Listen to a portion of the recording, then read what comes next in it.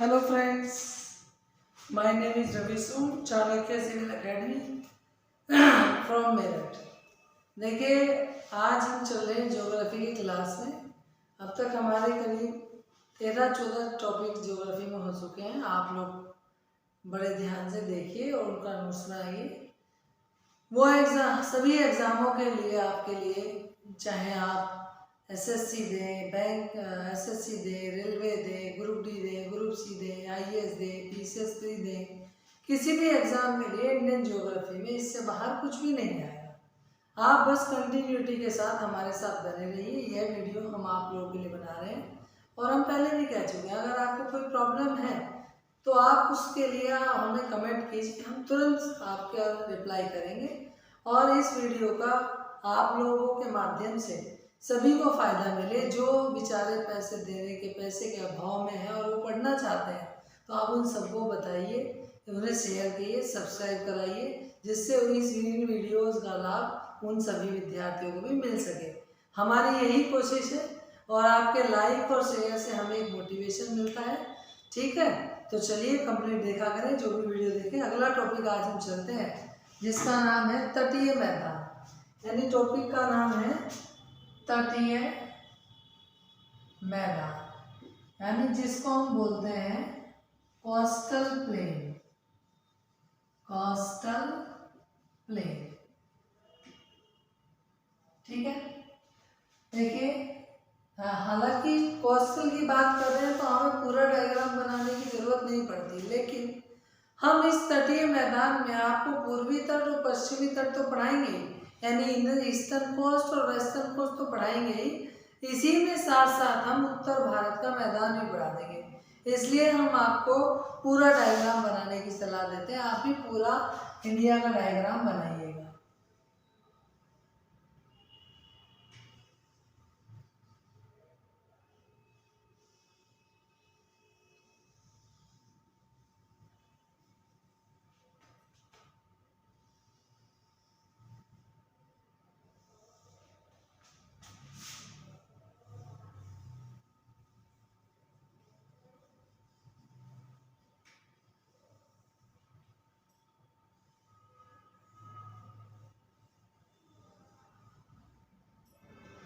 देखिए, यहाँ से ये आपका कश्मीर से लेकर और तीस्ता नदी तक का जो ये क्षेत्र है, ये आपका जो है उत्तर भारत के मैदान से ऊपर का क्षेत्र है, जिसमें 4 चीज़ें आएंगी।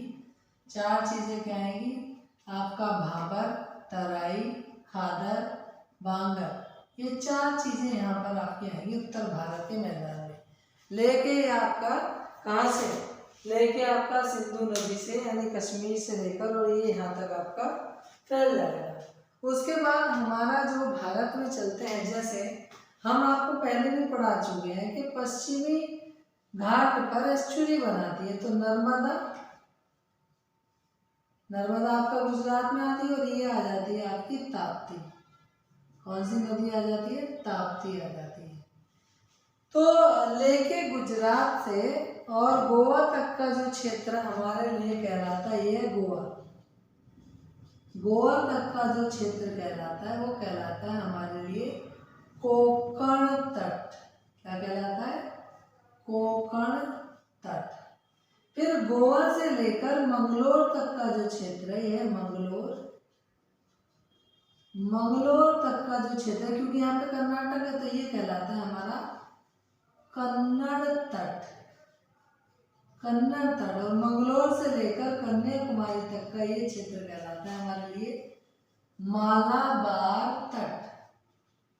मालाबार तट। अब कन्याकुमारी से यहाँ तमिलनाडु तक का जो क्षेत्र है, आंध्र प्रदेश शुरू होता है, ये वाला कहलाता है कोरोमंडल तट। क्या कहलाता है? कोरोमंडल तट। अब यहाँ पर कृष्णा और गोदावरी 2 नदियाँ आती हैं। इस वाले क्षेत्र को, इसको तो बोलते हैं गोदावरी और इसको बोलते हैं कृष्णा। इसको कहते हैं उत्तरी सरकार तट। और आंध्र प्रदेश से ये जो उड़ीसा उड़ीसा वाला तट है, इसको कहते हैं हम उत्कल तट। क्या कहते हैं? उत्कल तट। तो पश्चिमी और पूर्वी दोनों वाले जो ये हमारे हुए, यहाँ पर महानदी आ जाती है उड़ीसा में, महानदी डेल्टा बनाती है, तो इस वाले क्षेत्र को उत्कल तट कहते हैं। फिर आप जानते हैं ऊपर आपकी गंगा, यहाँ से आपकी गंगा और यमुना निकल कर आती है, ये गंगा ये यमुना इलाहाबाद में मिल जाती है, यहाँ से हुगली निकल आती है, यहाँ से तीस्ता निकल के आती है, ये ब्रह्मपुत्र निकल आती है, ये आपका यहाँ से सिंधु जा रही है। ये सब नदियों का जाल इसमें फैला हुआ है, जो हमने नदी तंत्र में आपको पहले पढ़ा दिया है। ये डायग्राम या तो आप इसका स्क्रीनशॉट ले लीजिए, ऐसे बना लीजिए। तो हमने आपको बताया गुजरात से गोवा तक का जो क्षेत्र है कोंकण तट, गोवा से मंगलोर तक का क्षेत्र जो है कन्नड़ तट, और मंगलोर से कन्याकुमारी तक का मालाबार तट, और कन्याकुमारी से चेन्नई तक का कोरोमंडल तट, चेन्नई से और उड़ीसा से पहले का ये इन दोनों के बीच में उत्तरी सरकार तट, और उड़ीसा का जो तट ये महानदी नदी है, ये महानदी वाला ये तट ये उत्कल तट कहलाता है उड़ीसा में। ये गंगा है,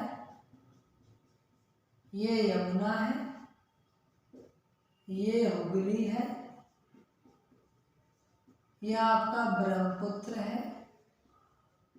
क्योंकि नदी तंत्र हम आपको करा चुके हैं तो इसलिए हम नहीं लिख रहे हैं इसमें, और लिखने की जरूरत मुझे लगता भी नहीं है कि आपको जरूरत पड़ेगी। तो चलिए पहले हेडिंग डाल देते हैं, पश्चिमी तट।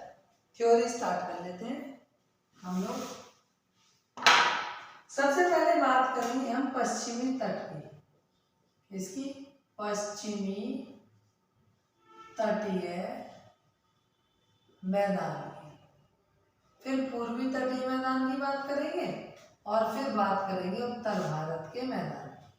ठीक है, तो पश्चिमी तटीय मैदान के लिए लिखेंगे इसका विस्तार, क्योंकि आप जानते हैं गुजरात से लेकर कन्याकुमारी तक है, इसका विस्तार गुजरात से लेकर कन्याकुमारी तक है, कन्याकुमारी तक है। नेक्स्ट चलेंगे, फिर इसके बारे में बात करेंगे पश्चिमी तटीय मैदान की। सबसे ज्यादा चौड़ाई, सबसे ज्यादा चौड़ाई पश्चिमी तटीय मैदान की है, पश्चिमी तटीय मैदान की है।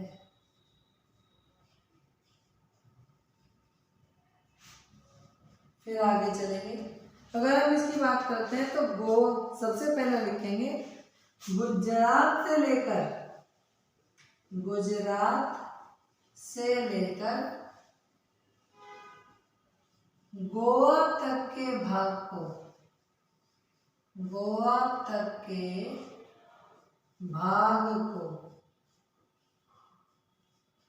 कोंकण तट कहते हैं, कोंकण तट कहते हैं। फिर दूसरा पॉइंट लिखेंगे इसमें,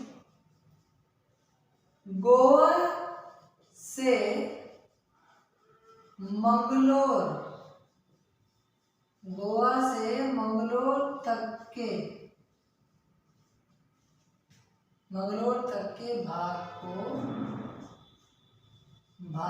को कन्नड़ तट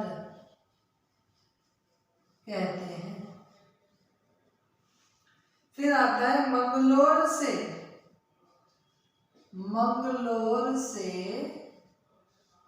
कन्याकुमारी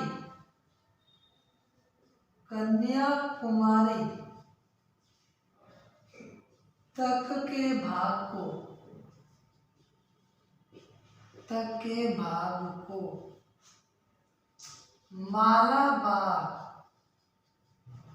मालाबार तट कहते हैं।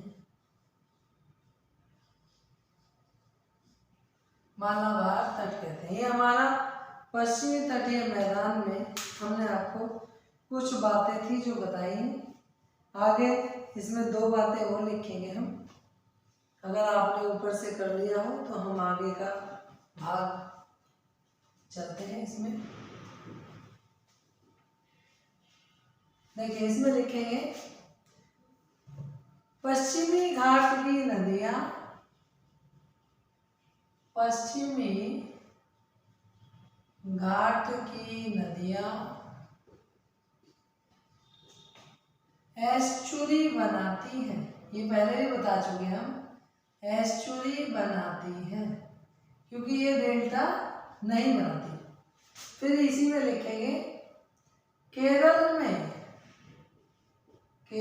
में 2 लैगून झीलें हैं, 2 लैगून झीलें हैं। देखिए कौन कौन सी, दोनों में नाम बता देता हूँ। 2 लैगून झीलें, एक का नाम है बेम्बनाड और दूसरी का नाम है अष्टमुद्री। देखिए अष्टमुद्री लैगून कैसे होती है, जैसे समुद्र में ज्वार भाटे आते हैं। यहाँ पर ज्वार भाटे आते हैं तो ज्वार भाटे में क्या होता है, समुद्र का पानी तटबंधों को पार करके किसी गहरे स्थान पर भर जाता है। तो जब तटबंधों को पार करके किसी गहरे स्थान पर भर जाता है तो उससे लैगून झीलें निर्मित हो जाती हैं। और लैगून झील का सबसे बड़ा उदाहरण चिल्का झील है, जो कि उड़ीसा में है। खारे पानी की लैगून झील की सबसे बड़ा उदाहरण चिल्का है, उड़ीसा में। फिर इसमें एक बात और लिख देंगे, केरल में झीलों को स्थानीय भाषा में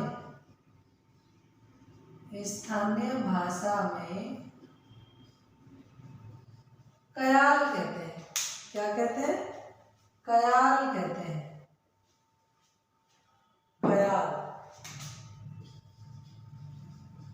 कयाल कहते हैं।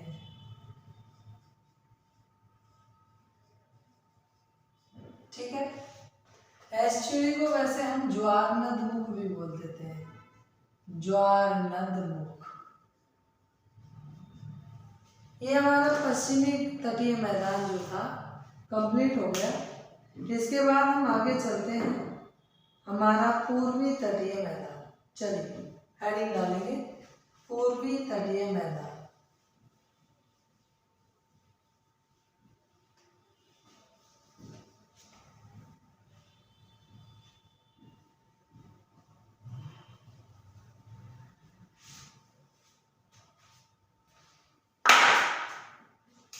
डायग्राम में देखते चला करें, हालांकि मैं सब कुछ वैसे बना देता हूँ, बताता भी चलता हूँ, आप देखते रहें। पूर्वी तटीय मैदान लिखेंगे, इसका विस्तार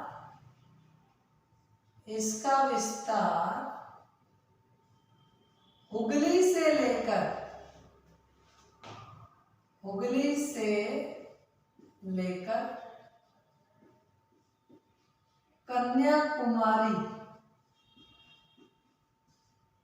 कन्याकुमारी तक है। दूसरी बात चलते हैं। अब इसके बाद कहते हैं पूर्वी तटीय मैदान की सर्वाधिक चौड़ाई, पूर्वी तटीय मैदान की सर्वाधिक चौड़ाई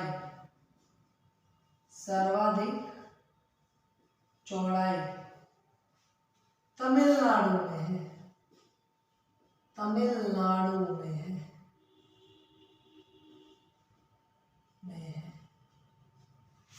नेक्स्ट अगर हम बात करते हैं पूर्वी तटीय मैदान के लिए, तो उड़ीसा में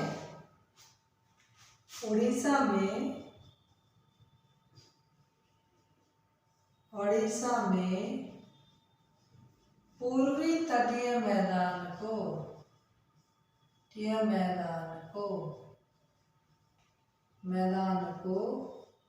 उत्कल तट कहते हैं, उत्कल तट कहते हैं। फिर नेक्स्ट अगर हम इसमें पूर्वी तटीय मैदान में चलते हैं, उड़ीसा में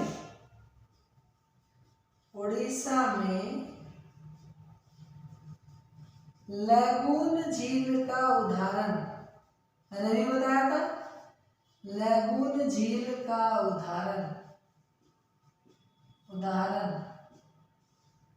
चिल्का है, जो कि खारे पानी की झील है, चिल्का। आंध्र प्रदेश की अगर मैं बात करूं तो आंध्र प्रदेश में लैगून झील का उदाहरण पुलिकट है,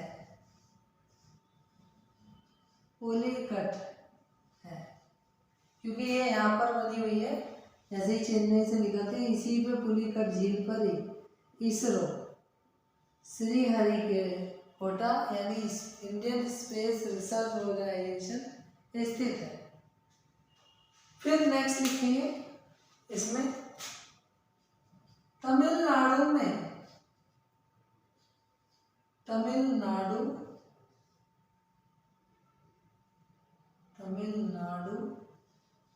को कोरोमंडल तट कहते हैं और यहाँ धान की खेती खूब होती है।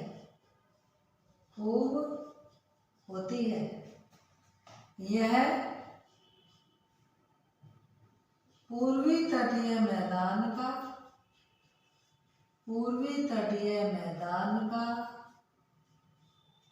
उपजाऊ क्षेत्र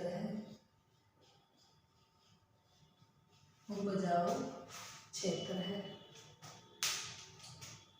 अब चलते हैं, ये पूर्वी तटीय मैदान था, एक लाइन और लिख लीजिए। आंध्र प्रदेश में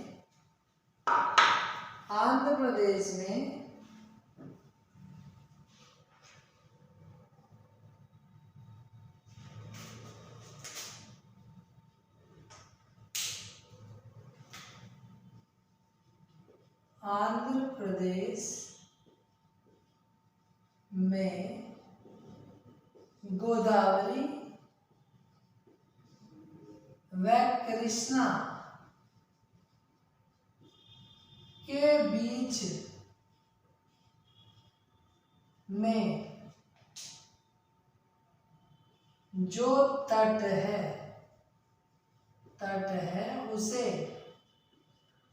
उत्तरी सरकार तट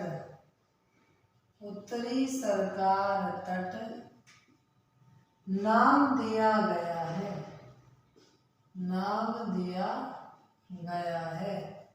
जबकि गोदावरी व कृष्णा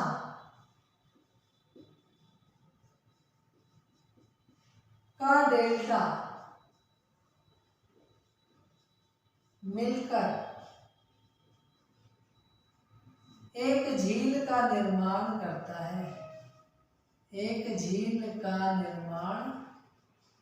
करता है,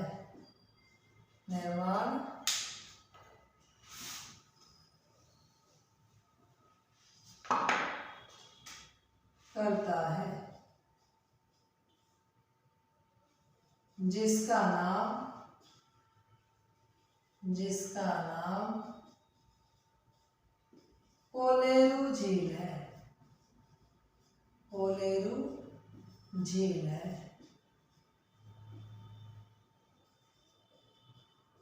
ठीक है, ये पूर्वी तटीय मैदान हुआ हमारा। अब हम इसके बाद चलते हैं, हमने जो ये उत्तर भारत का मैदान के लिए बनाया है, देखेंगे इसे आप सभी लोग।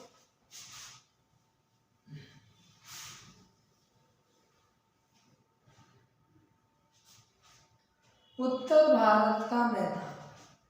पहले थोड़ा सा इसे समझ लीजिएगा उत्तर भारत के मैदान को, और जो मैं इसमें एक छोटा सा डायग्राम बनाऊंगा आप सभी उसे बना लें, उससे बहुत ज़्यादा अच्छी तरह से समझ में आ जाएगा। उत्तर भारत का मैदान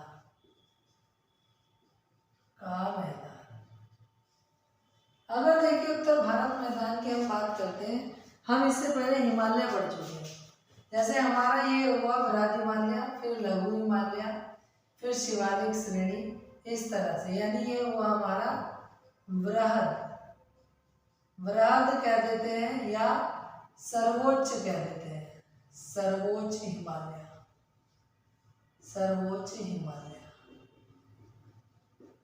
यह हुआ हमारा सर्वोच्च के बाद लघु हिमालय।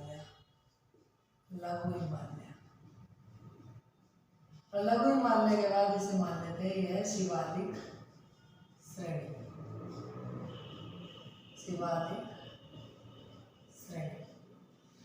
अब देखिए जब बृहद हिमालय से ग्लेशियर से पिघलकर जब नदी नीचे की तरफ आती है, तो शिवालिक से जब नीचे आती है तो अपने साथ बहुत बड़े बड़े शिलाखंड लाती है, बहुत बड़े बड़े। इस शिलाखंड वाले क्षेत्र को हम भाबर प्रदेश कह देते हैं। क्या कहते हैं? भाबर प्रदेश। ये नदी वहां पर ला रही अपने साथ, भाबर प्रदेश कहते हैं। जब पानी इससे आगे निकलता है, आगे निकल कर आता है, तो यहाँ पर ये पानी रुक कर आता है, तो ये वाला क्षेत्र जो है हमारा तराई का क्षेत्र कहते हैं, जिसे हिमालय की तलहटी कह देते हैं, तराई क्षेत्र। और ये बीमारियों का गढ़ होता है बेटा। इसमें इतने एक मेरी उंगली जितना मच्छर पैदा होता है, यहाँ पर कोई नहीं रहता इस तलहटी में, तो इसे हम कहते हैं तराई का क्षेत्र, तराई मैदान। और उसके बाद नदी अपना नीचे प्लेन एरियाज में आ जाती है। जब प्लेन एरियाज में आ जाती है तो वहां पर दो चीजें होती हैं, एक तो होता है खादर और दूसरा होता है बांगर। खादर वो क्षेत्र होता है, आप लोगों ने देखा हो जब नदी आती है तो इतने क्षेत्र में सपोज बह रही है, जब बरसात होती है तो इसमें बाढ़ आती है, बाढ़ आने पर ये इतने एरिया को घेर लेती है। और यहाँ पर जो रेत जम जाता है, जो रेत नई परत जमती है, ये सबसे उपजाऊ मिट्टी होती है, इसको हम कहते हैं खादर। खादर में आप केवल और केवल बीज डाल दीजिए, बीज डालने पर इतनी अच्छी पैदावार होगी कि आप सोच नहीं सकते। और दूसरा, खादर हर साल नहीं हो जाती है, 3 महीने की यहाँ पर खेती होती है। खरबूजा, ककड़ी, खीरा, ये सब चीजें यहाँ पर लगाई जाती है, ठीक है, जो पानी संचय करती है। बांगर वो क्षेत्र होता है जहाँ बाढ़ का पानी नहीं पहुंच पाता, उस क्षेत्र को हम बांगर कहते हैं। तो ये खादर, बांगर, भाबर, तराई 4 क्षेत्र होते हैं हमारे उत्तर भारत के मैदान में। तो आप पहले में इसे डायग्राम को बना लीजिए या इसका स्क्रीनशॉट ले लीजिए। मैं अब इसको क्या करता हूँ, देखिए थोड़ा सा डिस्क्राइब कर देता हूँ। पहला पॉइंट देखिए आप, इसीलिए मैंने आपने देखा होगा गोल गोल बनाया था, ये सिंधु नदी से तीस्ता नदी तक। लिखेंगे इसके अंदर पहला पॉइंट, सिंधु नदी से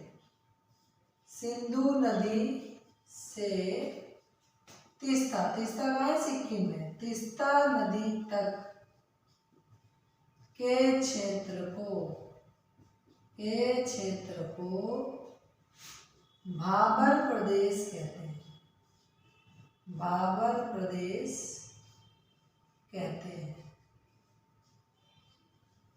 क्योंकि देखिए ये हो गई सिंधु और यहाँ पर ये है तीस्ता, ये तीस्ता नदी है। यहाँ तक के क्षेत्र को हम क्या कहते हैं? भाबर प्रदेश कहते हैं।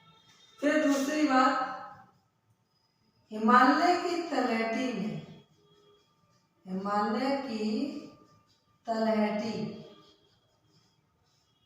के क्षेत्र को तराई प्रदेश या तराई क्षेत्र कहते हैं।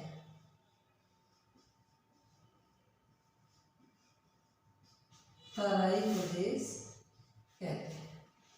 फिर इसके बाद देखेंगे, अब ये लिखना, जहां हर साल बाढ़ का पानी पहुंचता है उसे खादर कहते हैं, तो लिखना, जहां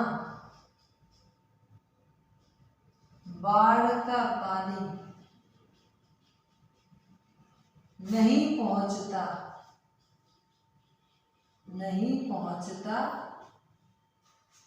उसे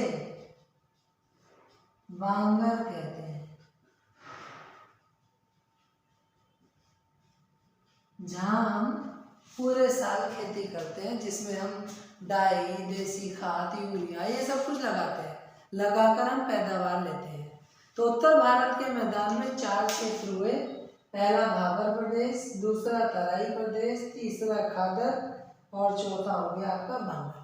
तो 4 क्षेत्र हुए। तो हमने आज जो पढ़ा, 3 चीजें पढ़ी हैं, पश्चिमी तटीय भारत का मैदान, पूर्वी तटीय भारत का मैदान और आपका हमने पढ़ा आज उत्तर भारत का मैदान। आपको ये सब चीज़ें सही तरह से समझ में आ गई होगी। अगर किसी भी चीज़ में कोई प्रॉब्लम है किसी भी पार्ट में, तो आप उसके लिए हमसे कमेंट कर सकते हैं, हम उसका जवाब आपको देंगे। ठीक है, धन्यवाद। आपको अगर ये वीडियो समझ में आई और अच्छी लगे तो इसे लाइक करें, सब्सक्राइब करें। धन्यवाद।